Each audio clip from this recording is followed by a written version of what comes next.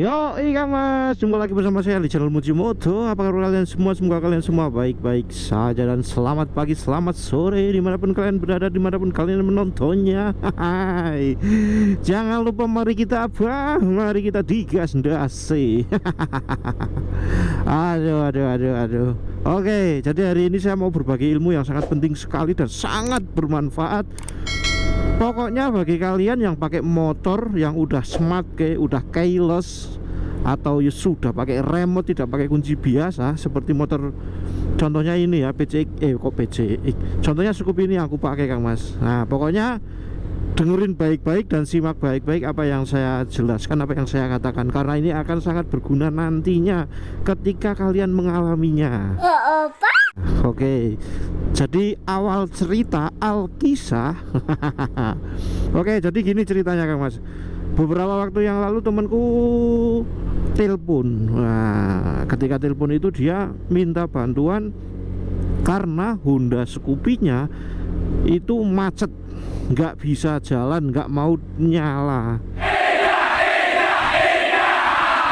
nggak mau dinyalain gitu.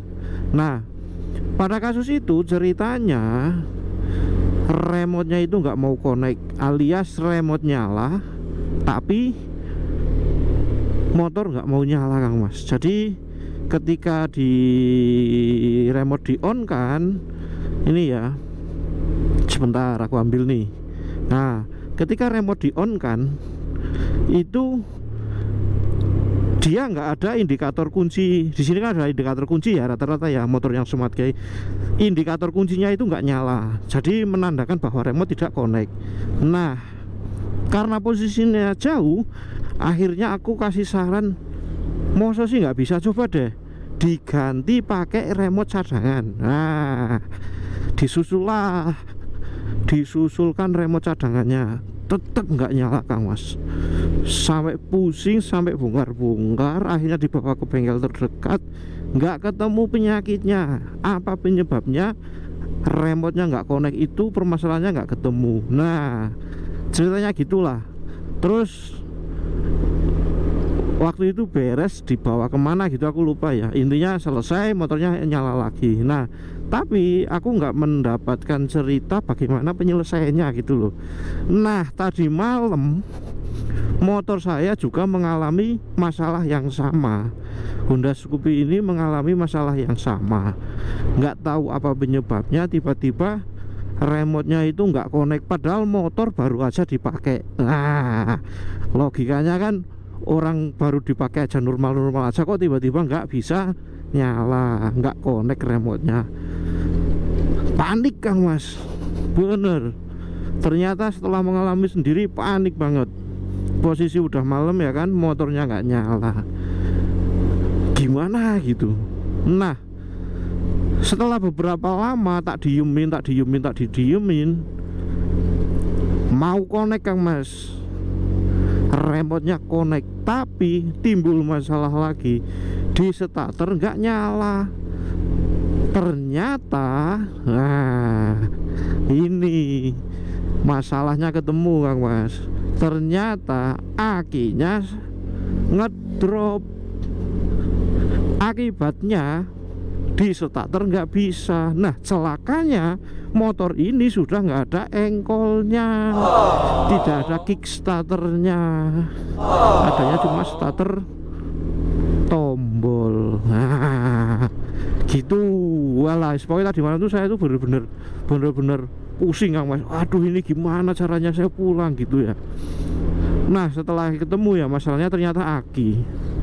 Jadi buat kalian ya, buat kalian yang pakai motor smart kayak itu, ketika remote nggak connect, yang pertama banget wajib dicurigai itu adalah aki Kang Mas.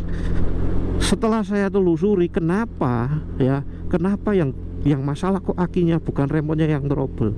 Jadi jangan berpikir ketika motor smart key dia mati, jangan berpikir macam-macam dulu. Jangan berpikir remote-nya rusak, sensornya rusak, atau ya yang nggak masuk akal itu buang dulu.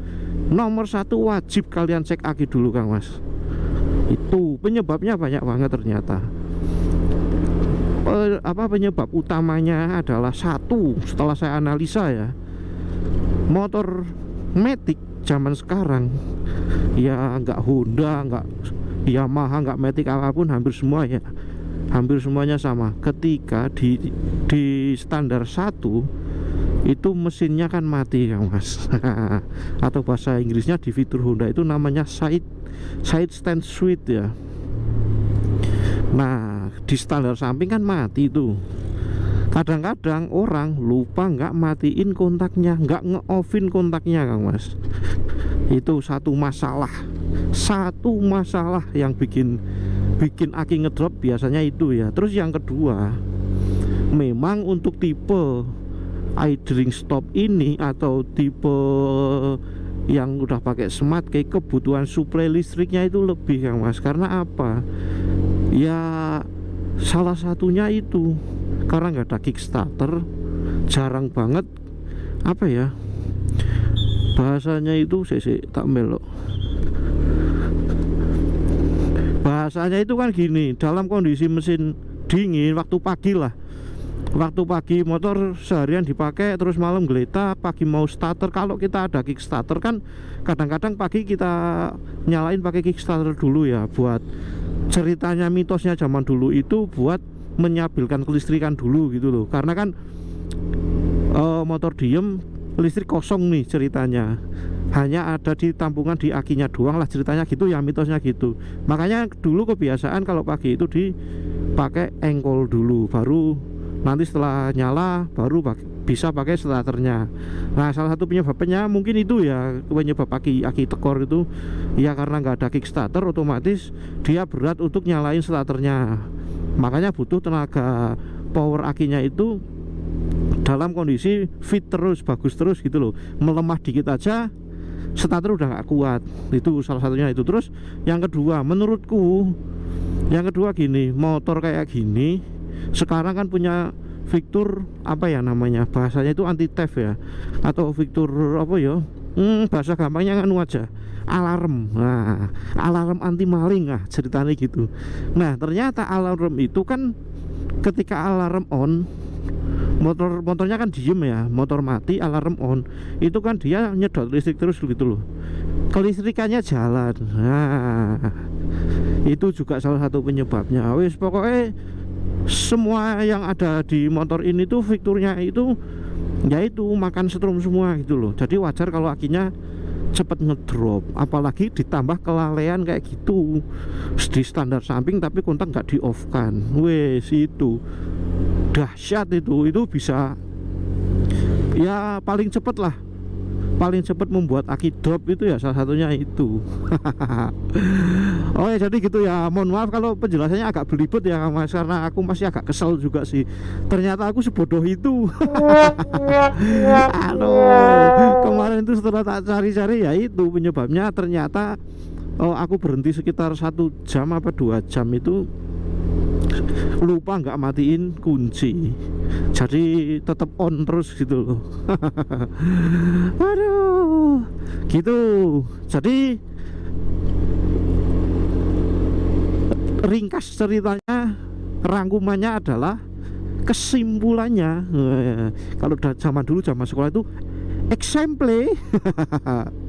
Kesimpulannya adalah ketika remote mati, yang wajib ya, ketika remote tidak connect, yang wajib dicek banget itu di akinya dulu.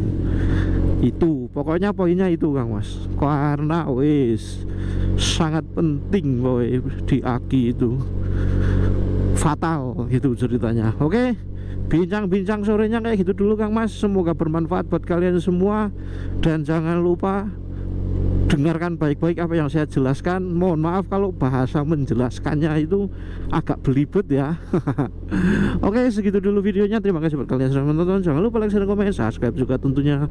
Wassalamualaikum warahmatullahi wabarakatuh.